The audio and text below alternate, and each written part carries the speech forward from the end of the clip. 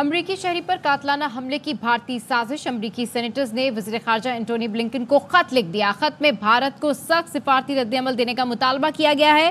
ترجمان امریکی محکمہ خارجہ کہتے ہیں سینیٹرز کے خط کا نجی طور پر جواب دیں گے۔ معاملہ بھارتی حکومت کے ساتھ اٹھایا تھا۔ بھارتی حکومت نے کہا ہے کہ معاملے پر انکوائری کی جا رہی ہے۔ میتھیو ملر نے امریکی کانگریس میں پاکستان سے متعلق قرارداد پر تبصرے سے گریز کیا اور کہا حکومت پاکستان آئینی بین الاقوامی ذمہ داریاں پوری کرے۔ The member of Senate Foreign Relations Committee wrote a letter to Secretary Blinken calling for a strong diplomatic response on Indian government's involvement in assassination attempt on a U.S. citizen at U.S. soil.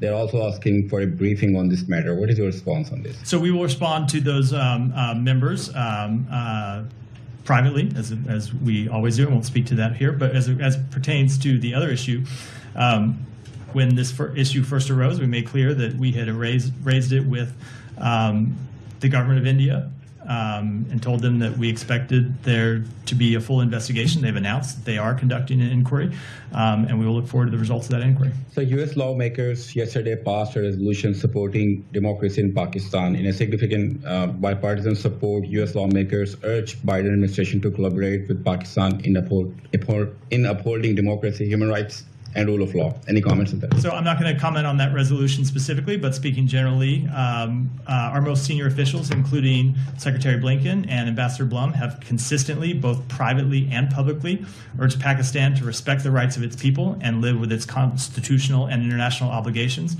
We continuously urge the government of Pakistan to respect human rights and fundamental freedoms, including the freedoms of expression, association, peaceful assembly, and religion, as well as the rights of marginalized populations such as women and religious minorities.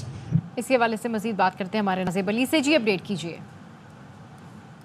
دیکھیے امریکی senators نے foreign relations committee کے جو members ہیں انہوں نے ایک خط لکھا ہے سیکرٹری بلنکن کو، وزیر خارجہ ٹونی بلنکن کو، اور کہا ہے کہ بھارت کی حکومت جو ملوث پائی گئی ہے ایک امریکی شہری پر قاتلانہ حملے میں، اس پر جو ہے بھارت کو ایک اسٹرانگ قسم کا ریئیکشن دینے کی ضرورت ہے، اور انہوں نے بریفنگ بھی مانگی ہے امریکی محکمہ خارجہ سے، جس پر میتھیو ملر نے کہا کہ بریفنگ سینیٹرز کو دی جائے گی لیکن وہ نجی طور پر دی جائے گی۔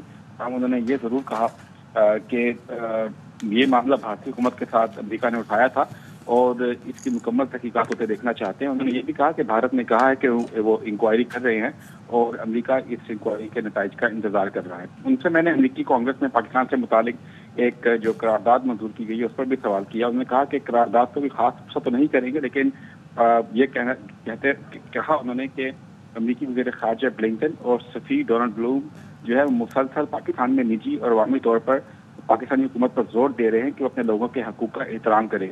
میتھیو ملر نے یہ بھی کہا کہ حکومت پاکستان اپنی آئینی اور بین الاقوامی ذمہ داریاں پوری کرے، پاکستانی حکومت انسانی حقوق اور بنیادی آزادیوں کا احترام کرے۔